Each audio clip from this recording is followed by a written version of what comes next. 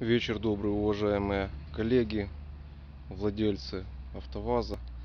Стук в колени появился в заднем колесе. Долго смотрел я видео и все-таки тоже решил не тянуть с этим и узнать, что случилось. Разобрал заднее колесо. Колодки целые. Тут все в принципе нормально, крутится без хруста, без всего. Причина в принципе оказалась элементарная, хотя сейчас мы все здесь промажем, смажем, ВДшкой забрызгаем. В чем причина оказалась? Очень все элементарно. Когда, не знаю, на какой-то, может, кочке или еще где-то, мне крепко так по диску долбануло. Как видите,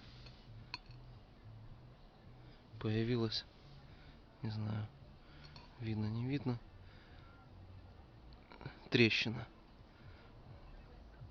Появилась вот такая вот трещина. И когда вы давите, соответственно, на тормоз, усиливается стук. Сейчас поменяем на новое. Куплено новое.